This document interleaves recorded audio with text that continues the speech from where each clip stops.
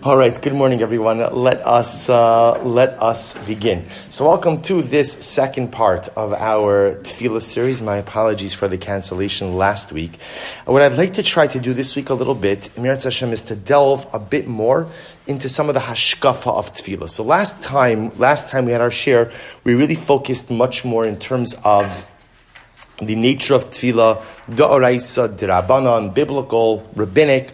We spoke a little bit about the experiential nature of Tefillah.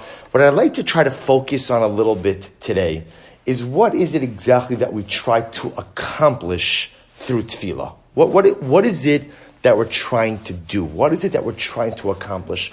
What's the goal? See, often the reflexive answer is, what's the goal of Tefillah? Well, if you look at Tefillah, most Tefillah seems to be petitional in nature. So we're trying to get things. If we're trying to get things, we're dependent on HaKadosh Baruch Hu. There are certain things that I need. So Tefillah is the mechanism through which I obtain that which I need from HaKadosh Baruch Hu.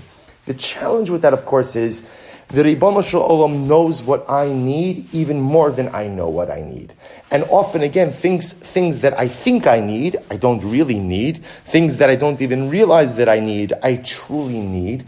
So it's strange to say that the entire essence of Tefillah is in order to be able to obtain something from HaKadosh Baruch Hu. So I want to start actually by sharing with you three different approaches as to what it is that we try to accomplish through the mechanism of prayer. If you take a look at number one, this is from an incredible sefer, or seres farm, called Nesiv Bina. Nesiv Bina, I think I mentioned this in the last year, essentially like an encyclopedia on Tefillah. Anything and everything you ever wanted to know about davening, all davening, Hashkafa of davening, Halacha of davening, breakdown of Tefillos, Nesiv Bina by Rav Nathanson. So he writes as follows. He quotes three different opinions.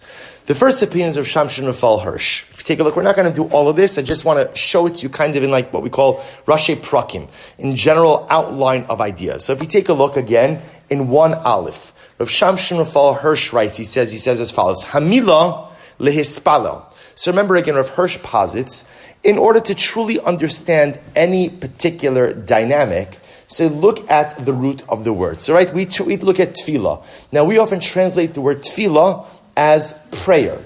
But the truth is, says Rav Hirsch, let's look at the shoresh. The shoresh of the word tefillah is palal. Pei lamid lamid. What's the meaning of the word palal? Pei lamid lamid. So Rav Hirsch says something beautiful. He says, Hamila lehispalel asher mimeno gzura tefillah hora'asa lishbot. The word tefillah, says Rav Hirsch, palal means to judge. Means to judge. Lishbot. So what does this mean? So now a little bit of dikduk, right? A little bit of Hebrew grammar over here. So if palal, pei lamid lamid, means to go ahead and judge, lihit palel, right, is the hit pa'el form, the reflexive form of the word palal, which means to engage in the process of judgment. To engage in the process of judgment. So lihit palel means to engage in the process, but again, because it's reflexive, it doesn't mean to engage in the process of judgment of others, right? Everybody likes doing that. But rather, it means, again, to engage in the process of judgment of one's self. Lihit palel, to engage in the process of judging myself. Ladun es atzmi, to judge myself. Lishof lemishpat emes al atzmi, to arrive at the truth of who and what I am. Perusha, I'm in 1 Aleph, third line in. Eifo, pirashti michaye hamasa, ve'tira likras mishpat emes al atzmi, al ha'ani shali. This is so profound. Rav Hirsch says, the entire dynamic of prayer is to engage in the process of self-evaluation, of self-judgment. That's the idea.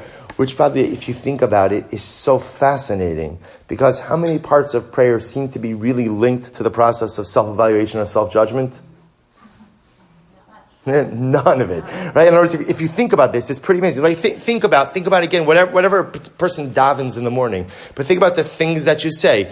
Most of the things that we say are much more focused on thanking HaKadosh Baruch Hu and personal petition. So we'll come to how we kind of bring everything together in just a little bit. But Rav Hirsch says, if you want to understand what the true dynamic of tefillah is, lehit palel, tefillah offers me the opportunity to engage in the process of self-judgment. Where am I holding in life? Where am I holding in life? Which, by the way, is something so fascinating because it also gives you a brand new understanding of kavanah. Right? We often, when we think about kavanah, so right, what's the definition of kavanah? What does it mean to have kavanah? Concentration. Concentration on what? So again, on a basic level, it's Perish Hamilos. What am I understanding? What I'm saying, right? Understanding who I'm davening to. And here's what's fascinating is that often we assume that the antithesis of kavanah is allowing your mind to wander. In other words, I shouldn't be thinking about anything other than the words that I'm saying. And Rav Hirsch says it's probably not true. Probably the essence of tefillah is actually allowing your mind to wander. It's just allowing it to wander to the right things. So if I'm thinking about, all the things I have to do today, I'm thinking about my meetings, I'm thinking about my errands, that's probably not the right focus of davening. But says Rav Hirsch, the entire essence of davening is to allow my mind to wander onto what? Onto me. Tefillah offers us the opportunity to engage in the process of self-evaluation. How am I doing in life? How am I doing in life? How am I managing my relationships? Right? How am I a successful person? Right? Think about this for just a moment. Am I successful in life? Well, in order to answer that question, what do you have to do? What do you have to do? If you want to, right? Don't we all think about it? Isn't this the $1 million question? Am I leading a successful life? So how do you answer that? Step one. Right? So step one is, before you even evaluate, how do you define success? What does success look like in our lives? It's such a fundamental question. I understand, people have an easier time. In my career, I know what success looks like, right? Success looks like making a certain amount of money. Success looks like having a certain title. But in life, what does success look like in life? And you'd be surprised how many of us never actually answer that question. Well, if I don't answer for myself what success looks like in life, then what am I working towards? Then how am I measuring my own growth? What does a successful life look like for me? So says Rav Hirsch, Tefillah offers me the opportunity to identify what is a successful life. As a Jew, what is a success, as a human being, what is a successful life for me? And then Tefillah offers me the opportunity to judge myself and to say, am I being successful? Am I meeting those metrics? Am I accomplishing? Am I growing? Am I doing? That's Rav Hirsch. He goes on, you'll look at the rest on your own, but this is the first model. Lehit palel, shoresh palal, pei lamed lamed, hit pael, reflexive form, to engage in the process of personalistic judgment. And by the way, when you think about this as tefillah becomes so much more of a rewarding experience. Right? One of the most difficult things, especially like in chinuch, is tefillah. Right? It's almost it's so difficult in today's day and age. I think maybe girls have a bit of an easier time with it than boys, but it feels like, in general, one of the hardest things is to teach kids davening. I don't mean how to say the words. I mean how to connect with the experience. I'm not going to take a show of hands, but I would venture to say most of us never learned that the whole concept of tefillah is about thinking about your life and engaging in a process of self-evaluation. We probably didn't learn this when we were young. And the truth is, imagine if you would learn this when you're young, because who doesn't want this? Who doesn't want an opportunity just to take a couple of minutes out of the day to think about their life? And maybe as a kid, thinking about your life looks one way, and as an adult, it means something different. But what a profound experience that 3 times a day, Chazal said to us, just think about your life. Just think about how you're doing, where you're going, what you're doing. How do you define success? Are you a successful person? If I am a successful person, great. How to become more successful? If I'm not successful, how do I begin to taste success? That's the entire essence of tefillah. If you take a look at paragraph base, So this is from a Rav Yehuda Tzim Mecklenburg. Rav Mecklenburg was a contemporary of the Malbim. He lives in the late 1700s. His famous sefer is known as the Ksav V'Kabbalah, and he also wrote a perush called Iyun Tefillah. And he says something amazing. He says over here, look at paragraph Beis. Ben Dodo shel Rav Hirsch, he's actually the nephew of Rav Hirsch. Asher kasav mevo, shir l'siduro im perush iyun tefillah, v'gam hu mitaer es hashba'as hatfila ala mispalel, kishvita bein shnei hayitzarim. Before I define that phrase, look at the next line. Ve'elu dvarav, v'ato ish tefillah, when I'm davening, he's speaking to us, to the davener. When you stand before HaKadosh Baruch Hu to daven, ato ta'aseh pelilim bein shnei hamerivim bechadrei levavecha tamid. So this is incredible.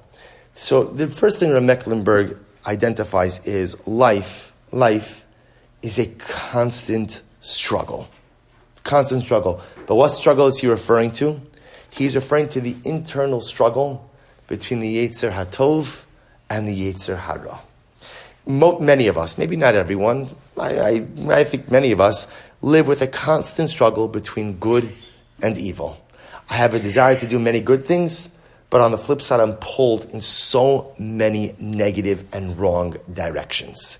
And this is the struggle day in and day out. The Maharal says, the Torah gives formula. The Torah doesn't really discuss this struggle, which is part of really think about it, like the tug of war between the good part of me and the negative part of me. It's a constant tug of war.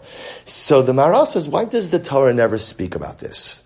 Right? If it's such a staple of the human condition, why doesn't the Torah discuss it? So the Maharal says, maybe the Torah does discuss it. Where does it discuss it? By Rivka Imenu. By the tug of war. Well, for her it was the tug, right? The tug of her pregnancy. Vaisrotzitzu habanim bikirba. Right? Rivka Imenu, there's a war going on in her womb. What's the war? It's the war between Yaakov and Esav. And says the Maharal, isn't that the metaphor for life? Every single day, there is a battle between Yaakov and Esav that takes place inside of me. Every single day. Now, for some of us, it's a bit more pronounced. For others, fortunate ones, maybe it's a bit more nuanced. But many of us deal with a raging battle inside of us and have to actively suppress desires, wants, lusts that are just not appropriate. It's my Esav. It's my Esav inside of me that's trying to pull me in a different direction. Yaakov, the Yaakov of me, is trying to pull me in the straight and narrow, trying to allow me to actualize my potential. And the Esav inside of me is pulling me in a different direction. And brother, isn't it validating to learn that we all have an Esav inside of us? Right? I would say that sometimes one of the greatest disservices we do to Yiddishkeit is to kind of create this idea of perfection. That if you struggle with certain wants or desires or just different proclivities, if there's an Esav, there's something wrong with you. Right? A good Jew doesn't have these pushes and pulls, and it's not true. A Jew is a human being, and every single human being lives with a constant Esav and Yaakov that are having a spiritual tug of war inside of me, each one wanting to claim dominance over my soul. And Rav Mecklenburg says something so beautiful. He says, Ata ta'aseh pelilim bein shnei hamerivim bechadre levavecha tamid. Tefillah represents the opportunity. Literally, again, he uses the English of pelilim to try to make judgment. We'll see how to define that better in just a moment. Between the two forces that are doing battle inside of the chambers of my heart. Mishpat tzedek tishpo pnima bein shnei yitzrei halev hapogim ze bazeh kol hayamin. V'tamit hariv v'amitzach beinehem v'nilchamim yachtov. So again, Rav Mecklenburg describes this struggle which exists within each of us every single day. Lachein, listen to this. Ata behis palalecha pelila ta'aseh beinehem u'meisharim tishbot lechai b'chnias ha'mechuyev lios avos. Listen to this. So it says Rav Mecklenburg, Tefillah offers us the opportunity to decide who you're siding with. Right? So I have this struggle inside of me. It's the struggle of Yaakov and Esav. There's a push, there's a pull. Which side do I identify with? Who do I identify with? Now, does choosing a side automatically go ahead and declare that one the victor and the other one the loser? And suddenly, again, if I decide that I'm siding with the internal Yaakov, Esav is gone? No. The Esav never goes away. But it says in Mecklenburg, it is important, at least once a day, to go ahead and reinforce your affiliation. Who do you side with? Do I side with the Yaakov inside of me, or do I side with the Esav inside of me? And again, siding with Yaakov does not mean that the Esav struggles go away. But sometimes in life, you have to plant your flag. You know where this comes up often? This comes up often in the realm of chinuch with our children. That often with our children, right, in a home, parents have to espouse certain ideas and ideologies. This is what we believe in. But there comes that moment where the ideologies you espouse are not necessarily the ones you live. Right? We all have that moment where there is like this little bit of disconnect, because I say I believe in this, but yet our lifestyle, maybe the home, doesn't fully reflect that. And as our children become more mature, the conversation we have with them is, there's two pieces. There's what I believe, and there's how I live. And for every single one of us, how we believe is never fully reflected in how we live. I shouldn't say that. Maybe you're Nashim Tzidkanios. So everything you believe is reflected in the way you live. For most of us, what we believe is never fully reflected in how we live. But every day I try to get a little bit closer. Every day I try to work. So I know what my Hashkafas are. I know what I really believe in. Do those beliefs find full expression in the way that I live? It's never 100%. But every day I'm trying to get a little bit closer. Every day I'm trying to get just to reconcile the vision of what I believe and the vision of how I live, just to align them a bit more. And it's a lifetime of work. It's a lifetime of work. If you ask me what I believe in, I could tell you everything I believe in. And I believe in it, believe shalom, with a complete heart. Do every single one of those beliefs find expression in the way that I live? Absolutely not. Absolutely not. I'm not perfect. So therefore, again, my beliefs are rock solid, but my behaviors are not. And says Rav Mecklenburg, this is the power of Tefillah. Tefillah is your pledge of allegiance. Tefillah is where I say, you know what? There is this constant tug of war inside of me. This constant tug of war.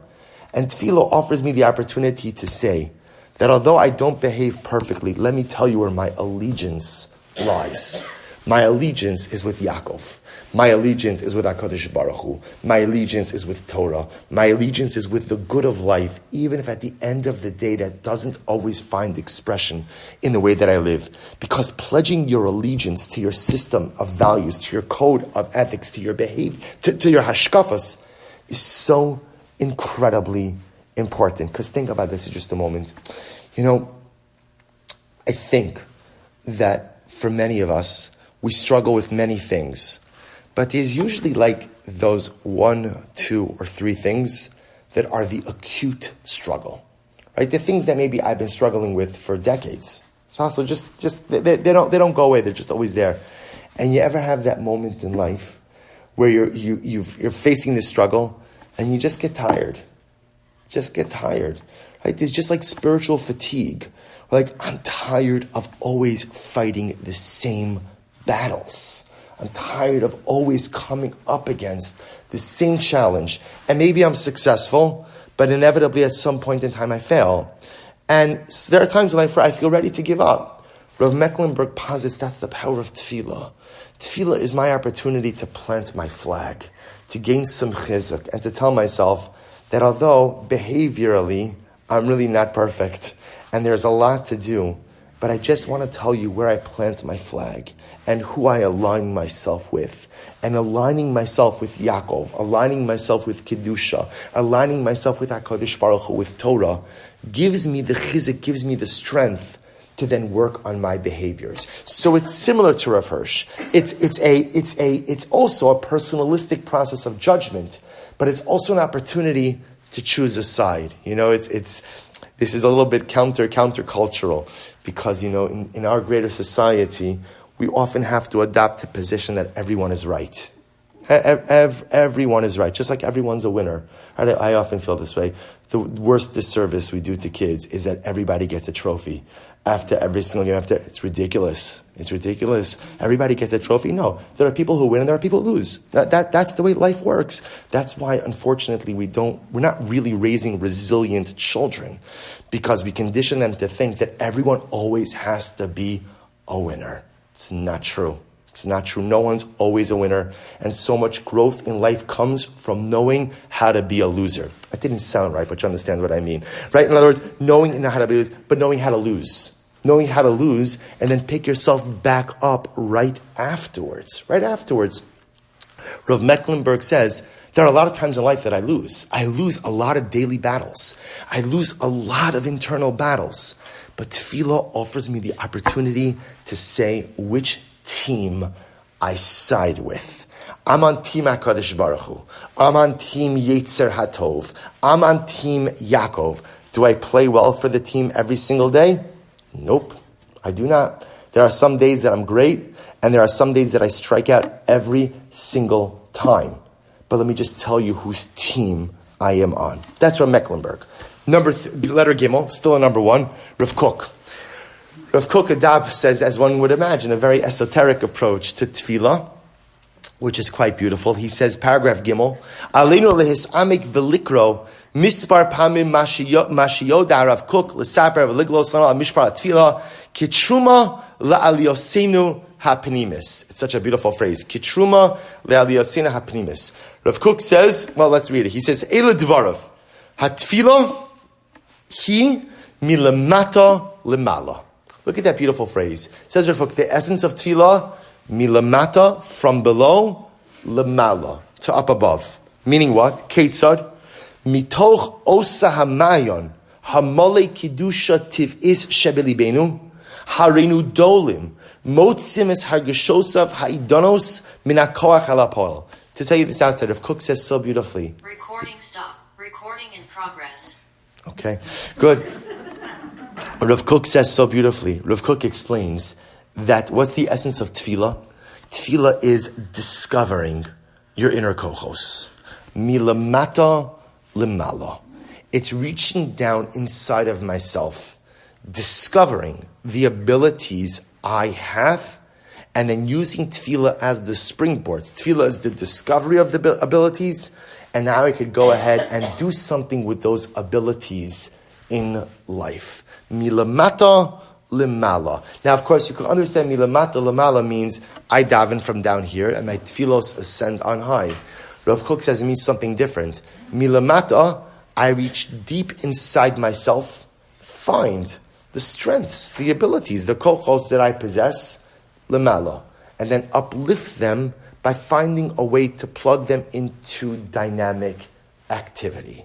So again, the common denominator amongst these three different opinions is that the essence of tefillah is the opportunity to introspect.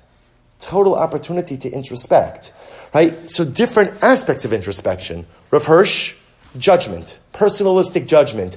Tefillah offers me the opportunity, how am I doing in life? How am I doing in life? Am I a successful person? Well, have I defined what success means? And if I've defined what success means, how am I measuring up? If I'm measuring up, great, how could I do better? If I'm not measuring up, how could I improve and get to a state of success? Rav Mecklenburg, Tefillah offers me the opportunity to plant my flag with my team of choice. Who do I side with? Who do I side with? Not everything is right. Not everything is correct. We live, like as I was mentioning before, we live in an age of moral relativity, right? You're not allowed to say that someone or something is wrong. You're not allowed, everyone is correct. That might work fine for greater society. We do not subscribe to that idea in our Hashkafa of Yiddishkeit. There is right and there is wrong. There are bad things, there are good things. That's why, who do I side with? Who and where am I planting my flag? And Rav Kook, Tefillah, the opportunity to look inside, discover my abilities, and then say, okay, what am I doing with these kochos? Milamata lemala. How do I dig inside myself, find what makes me unique, what makes me special? And then how do I plug it into the world? Now, by the way, what's incredible about this, I happen to find that when you look at these hashkafas of tefillah, tefillah itself begins to make so much more sense. Because suddenly, tefillah is not about God.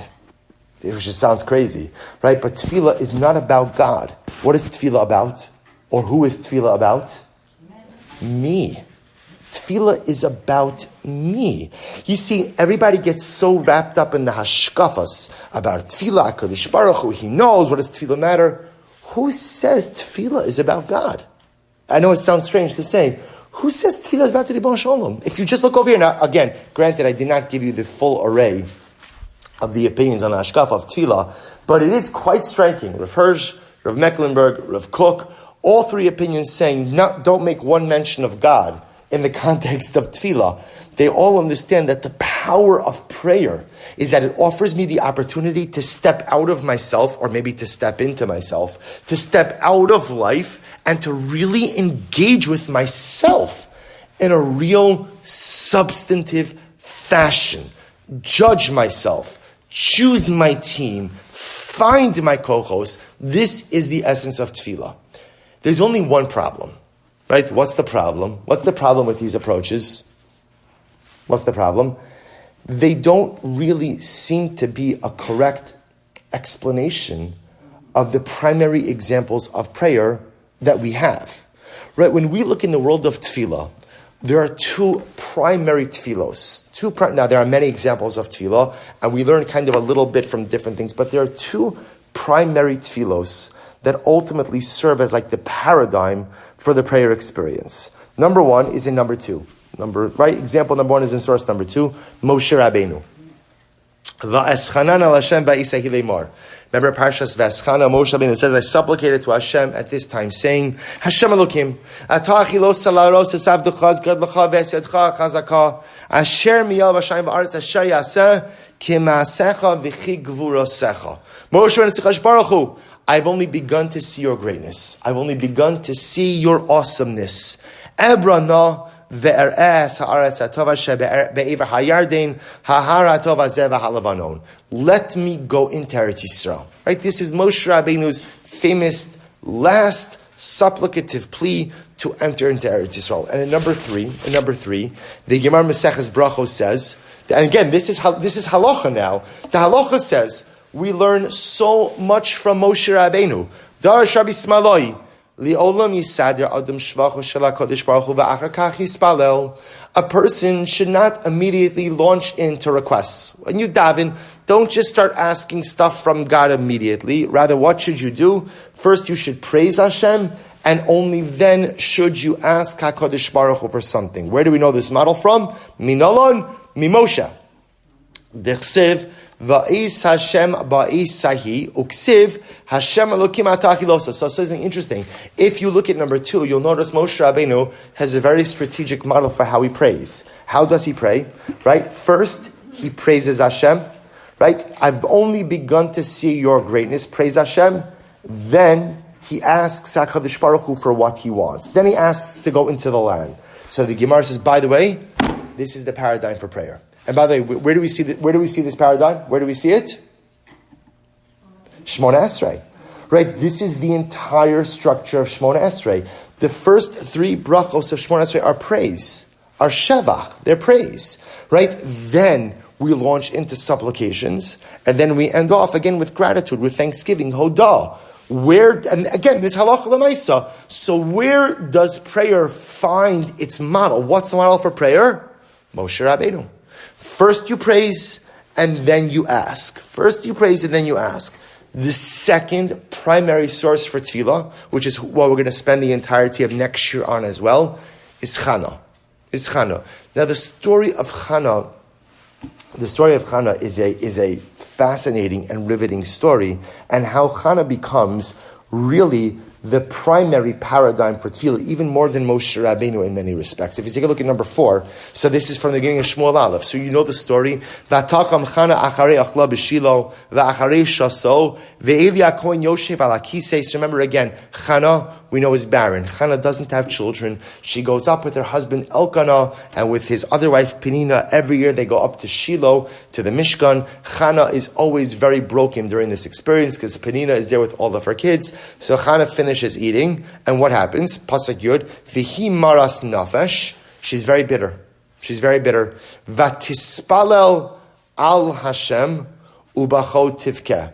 Vatispalel al Hashem. By the way, that phrase is very interesting. What does Vatispalel al Hashem mean? How would you translate that? She davened on God. Now it happens in biblical Hebrew, al and el are interchangeable. Right? So al, but it is interesting because part of Chana's brokenness is in not understanding why God would not give her this most simple of prayers. Right? I'm not asking for anything crazy. I'm just asking for a child. Just asking for a child. And there's a certain element of sadness, bitterness, and anger. And anger on the part of Chana. Anger on the part of Chana. Why won't you give this to me? Vatispalo al Hashem. There's not necessarily just a tefillah el Hashem, but there's a tefillah on God. There's a taina. There's a complaint. There's a grievance against HaKadosh Baruch Hu. Vatidor neder vatomer Hashem tzavakos imro'o tira ba'ani amasecha uzechartani v'lo tishkach es amasecha v'nasat l'amascha zera anashim unisativ la'Hashem kol yimei chayav umora lo ya'al arosho. So Chana makes a dramatic promise. HaKadosh Baruch Hu, if you give me a son, I will give him to you. Which, if you think about it, is such a strange promise, right? In other words, she's waiting all of these years for a child, and effectively she says, if you give me the child, I will give him to you. So I will deny myself. Remember, again, Chana did not raise her son, right? Who raised Shmuel? Eli HaKohen, right? Shmuel was brought to the Mishkan at the age of 3. He was weaned, and he was brought to the Mishkan. That was it. That was it. His mother would visit him when she would go out and be Ola Regel. She would come up with Elkanah. That was it. She did not raise her child. Right? Eli raised her child. The Mishkan raised Shmuel. Vaya. So what happens? Go on a little bit. Vaya ki hir b'sal lehispal lifnei Hashem. She davened incessantly before Hashem. Ve'eli shomer espia. V'chana himedaberes aliba. Chana ultimately was speaking in her heart. Rak sifaseha naos, her lips were moving. V'kola lo yishamea, and her voice was not heard. And of course, vayachsheve Eli l'shikora. Eli never saw someone daven like this. Never saw someone daven like this. He thought she was drunk. More about that next week. What I want to show you, from a halachic perspective, Chana is incredibly important. How so? Take a look at number 5. Amar Rav Hamnuna. Rav Hamnuna says, another Gemara Maseches Brachos, Kama hilchasa gevurasa ikala mishra haikra dechana. How many incredibly important halachas regarding tefillah, regarding prayer we learn from Chana. For example, Chana hi medaberes aliba, mikan shem lemispalo shetzarch shechavin libo. So it's interesting. The Gemara understands Chana medaberes aliba. The Gemara understands to mean she had kavana. She concentrated. From Chana we learn you have to have kavana when you daven. Incredible. You have to have kavana when you daven. Rak sefaseh naos. Furthermore, her lips were moving. Mikan lemispal sheyachtoch b'svasav. Here we see from davening, it's not enough to scan the words with your eyes. You have to move your lips. In other words, you have to articulate words. So from Chana, I learned kavana. Isn't that incredible? The whole concept of kavana, that I have to have kavana when I daven, is learned from Chana. That I have to move my lips, that's from Chana. The kola lo yishamea, and her voice was not heard. What do I learn from there? Mikan sha'asr lahagbia kola betfilaso. You're not allowed to daven out loud. Now, this is an interesting one. In other words, you're allowed to daven out loud, but the halacha is you can't daven out loud in a way that distracts other people. Halacha and Shulchan Aruch. It's learned from Chana. You could daven out loud. You could daven in an audible tone, but for certain things, let's say Shemona Esrei, you're not allowed to daven out loud, right? Shemona Esrei, you have to daven to yourself. It can't be audible to anyone else. But the idea is you're not supposed to daven out loud. So from Chana, we learn 3 incredible, and one more halacha. V'yachsheveh Eli l'shikora. Eli thought she was drunk and therefore stopped her. Mikan sheshikar asar lehispalo. From here we learn that someone who is drunk is not permitted to daven. So look at these incredible halachas that we learn from Chana. So from Chana I learn number 1, you have to have kavana. From Chana I learn you have to move your lips when you daven. From Chana I learn that you're not allowed to raise your voice in a distracting fashion. And from Chana I learned you can't daven under the influence, right? You can't daven drunk. You can't daven drunk.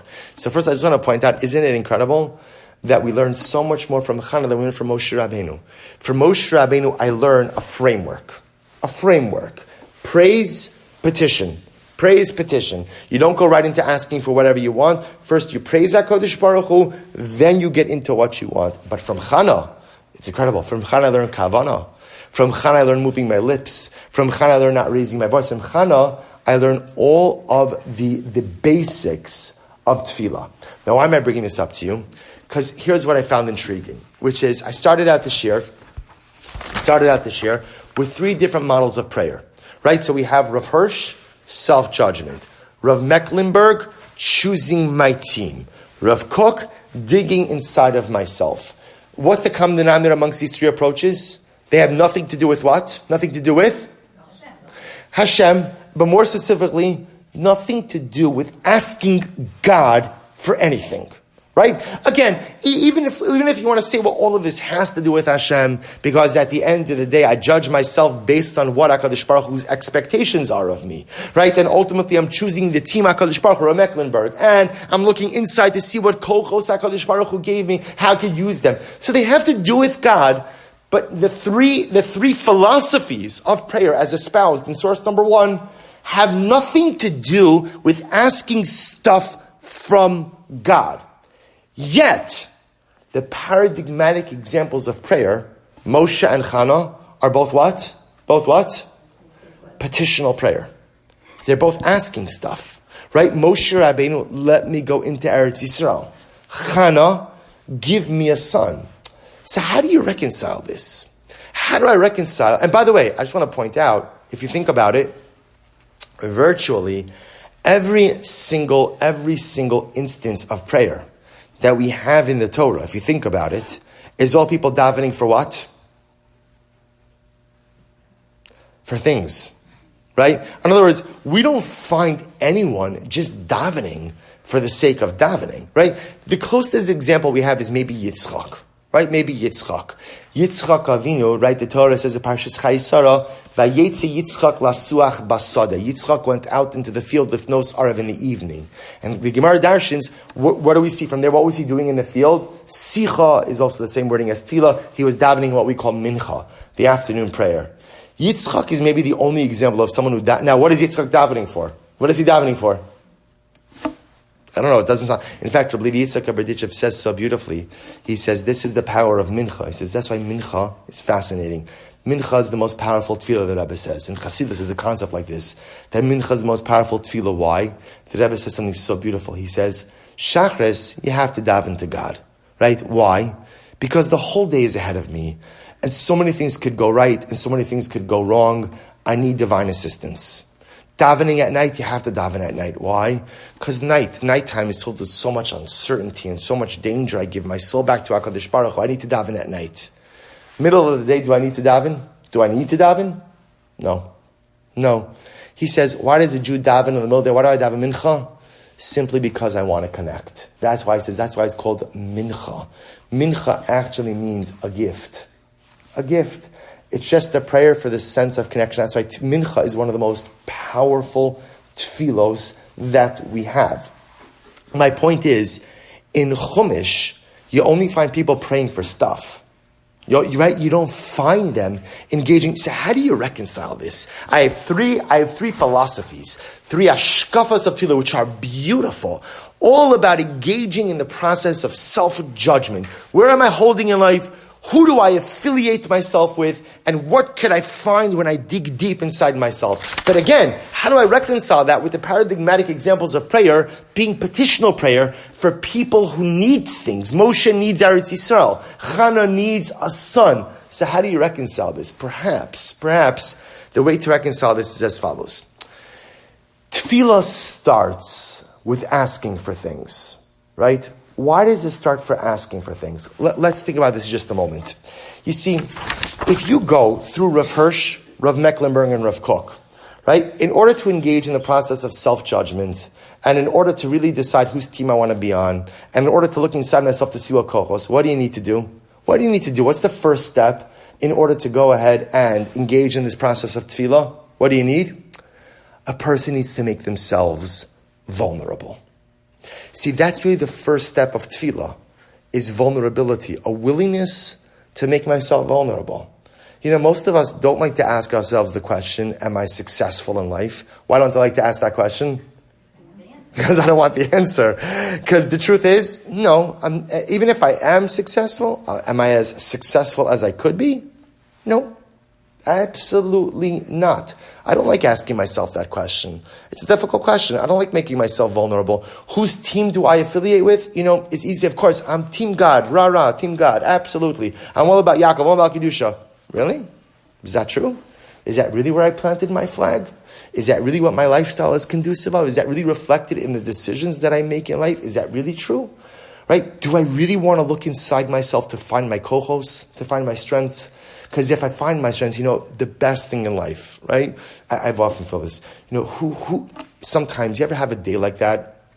Where you go ahead and you come home and maybe you see like the person mowing his lawn, and maybe again he's just the guy who's sitting on the tractor mower and he's just going back and forth and he's got his earphones in, and you say to yourself, I want that guy's life. I want that guy's life.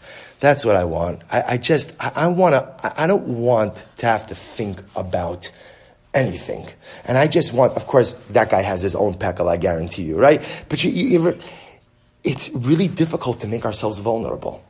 And most of us live in a very guarded fashion. We create high walls. I don't want to bring down my walls. I don't want to make myself vulnerable, because if I have to make myself vulnerable, and it's not just that, it's most of us, the other piece about making yourself vulnerable is when you have to begin to accept responsibility over things. And instead, if I just keep my walls high, we all have people in life who we could blame. The reason why things are the way they are is because this person this and that person that. And I like to keep my walls high, because the moment I make myself vulnerable, I may have to take some ownership as to why things are the way they are. So most of us don't really make ourselves vulnerable. We don't really. We just, because it opens the door to too much discomfort. The three philosophies of Tefillah, Rav Hirsch, Rav Mecklenburg, and Rav Kook, all require personalistic vulnerability. I have to really be willing to look inside myself and to be honest. To be really brutally honest about who and what I am. And most of us most of us are unwilling to do that. So there's a step. There's a step to creating vulnerability. What's the first step in creating personalistic vulnerability? Is asking Hashem for things.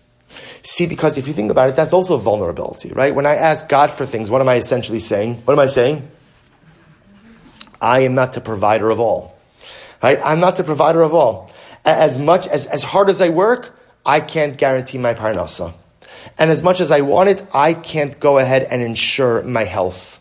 And as much as I desire shidduchim, children, all different things like that, I could put in my hishtadlus, but at the end of the day, HaKadosh Baruch Hu needs to come through. He needs to come through. When we ask for things, that by definition is an expression of vulnerability. But it's a vulnerability that most of us are comfortable with. I don't have a problem saying I don't control everything. I don't have a problem saying, God, I need you to give me A, B, C, D, and E, because HaKadosh Baruch Hu runs the world. I'm comfortable with that level of vulnerability. But the hope that Chazal had for us is that after you take that first step of vulnerability, a reliance on HaKadosh Baruch Hu, I'm vulnerable, God. I can't provide everything. I want more than anything to have certain things in life. But I recognize that I have to put in my human effort, but my human effort only bears fruit if you bless my efforts with success. That's an expression of vulnerability. And the hope is that once I can make myself vulnerable by asking HaKadosh Baruch Hu for things, I can make myself vulnerable enough to engage in true prayer. So petitional prayer is gateway prayer. Right? Petitional prayer is what opens up the process, but it's only the beginning. Petitional prayer allows me to make myself vulnerable in a comfortable way. And then I have to make myself vulnerable in an uncomfortable way. And that's when I begin to do all of these three processes. Judge myself. Am I successful? Am I not successful? If I'm not successful, why am I not successful? What am I doing? What can I be doing? And how am I gauging that success? Who do I really affiliate with? Team Yaakov or Team Esav? Who do I plant my flag with? And is that reflected in the way that I live? And lastly, what are the kochos I possess? Do I have kochos? Of course I have kochos. Have I discovered them? Or have I just resigned myself to a life of mediocrity? Am I okay with coasting because it's so much easier than looking inside myself? Those are questions that are really difficult questions to ask of ourselves. And those are questions which require a heightened sense of vulnerability. So perhaps when we bring this all together, yes, the paradigmatic examples of prayer are Moshe and Hannah. Examples where people are asking for things. Not that the essence of tefillah is petitional prayer. The essence of tefillah are the first three things we started out with tonight. Personalistic evolution. That's the goal of tefillah. But that requires vulnerability. Asking HaKadosh Baruch Hu for things allows us a first step into the realm of personal vulnerability in a way that doesn't make us exceedingly uncomfortable. But the hope is, think about this, by the way. Isn't this true in every relationship?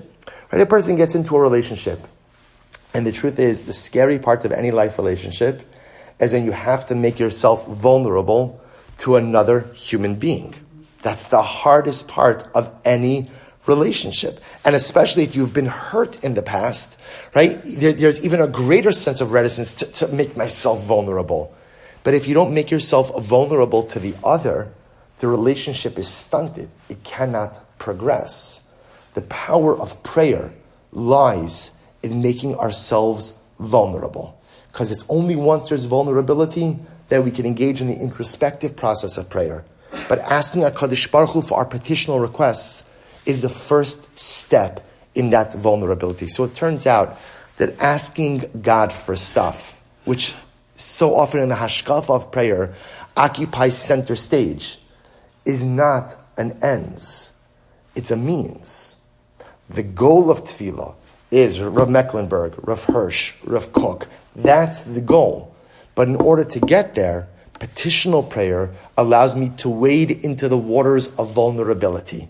Begin to get comfortable making myself vulnerable, and then hopefully, again, the vulnerability will grow to the point that I can truly introspect in the three ways that we outlined.